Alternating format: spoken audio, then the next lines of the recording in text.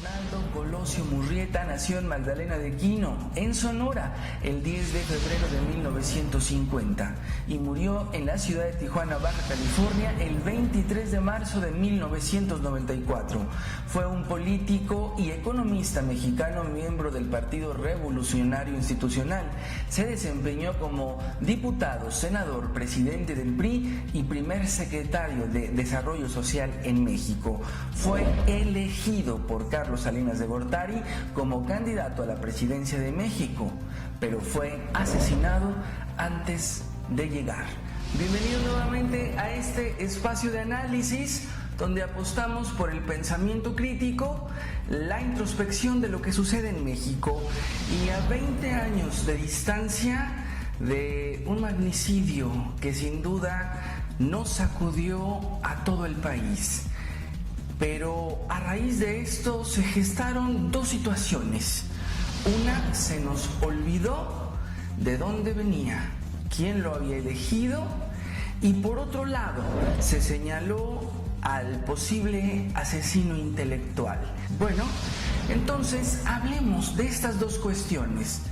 Esto que sirvió para que a Luis Donaldo Colosio, en un sector muy importante de nuestra población, se le considerara como víctima, como un mártir, y por otro lado se señaló directamente como asesino a Carlos Salinas de Gortari.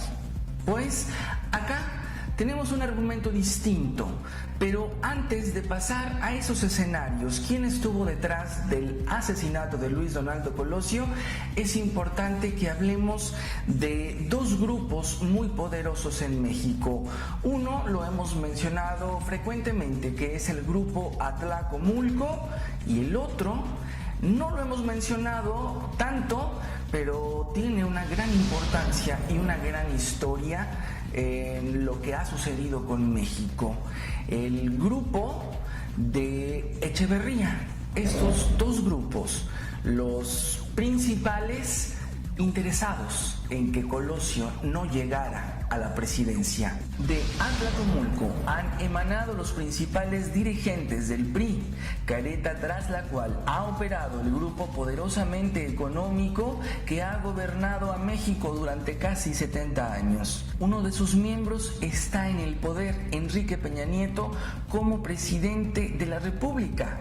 Pero los que están y estuvieron detrás para llevar al títere a la presidencia fueron Carlos Salinas de Gortari, Elba Ester Gordillo, Carlos Romero de Champs, Humberto Moreira, Miguel Alemán Velasco, el Grupo Televisa, Jesús Murillo Caram, Luis Videgaray, Luis Miranda Nava, Enrique Martínez y David López Gutiérrez, entre otros políticos a nivel nacional.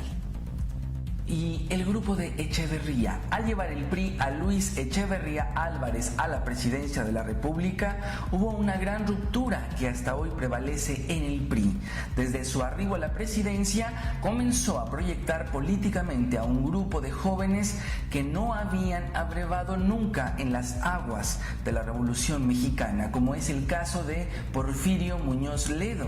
A la muerte del general Lázaro Cárdenas, la vía quedaba libre para que se convirtiera en la cabeza ideológica y política de la llamada izquierda institucional. 6 años de administración al frente del Poder Ejecutivo no fueron suficientes para que Echeverría consolidara su proyecto de llevar a México por los caminos del populismo. La famosa ley del péndulo se rompió y la alianza izquierda-derecha que hacía del PRI un partido invencible y dominante dejó de operar.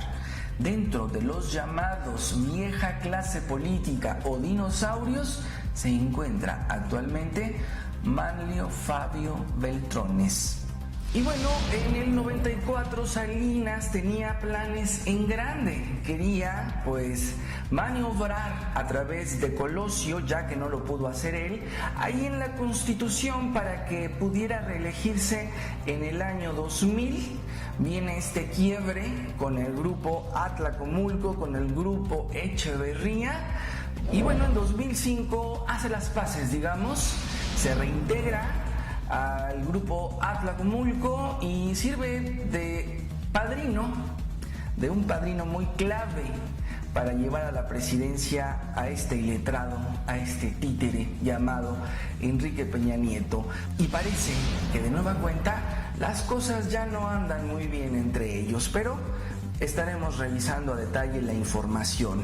Y le doy la bienvenida nuevamente a este espacio, abogada traductora y analista de medios alternativos. Marta, gracias una vez más por estar. ¿Quién fue Colosio, Marta? ¿Y qué decir de lo que se dice acerca de aquel discurso que supuestamente fue el que motivó a Salinas a asesinarlo?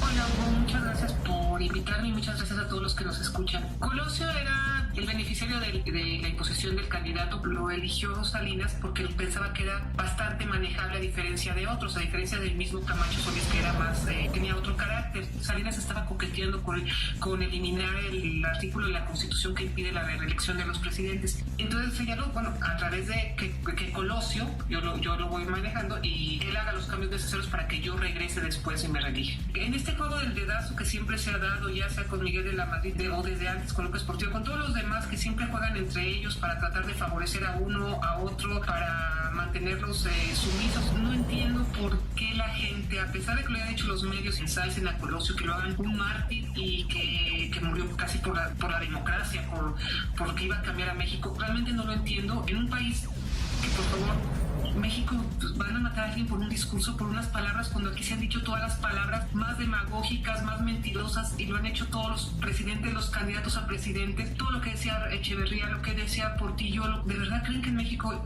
alguien van a matar por unas palabras que dicen, por un discurso que no tenía ningún antecedente en los hechos, en la trayectoria de Colosio, ni como luchador social, o que defendiera las causas más justas? Jamás, no se vio nada. Él fue alguien que siguió los lineamientos del PRI, que también el PRI lo utilizó para hacer fundaciones, seguir alimentando esto de héroes, que de la nada, de algo totalmente hueco que no tiene ni sostén, que fue Salinas quien lo mató, o que lo mandó a matar por ese discurso. No tiene ni pies ni cabeza esta aseveración. Marta, y entonces hablemos de estos grupos a los que no le convenía que Colosio llegara a la presidencia, y tal vez no propiamente por Colosio, sino por quien estaba detrás, quien quería seguir detrás, que era Carlos Salinas de Gortari.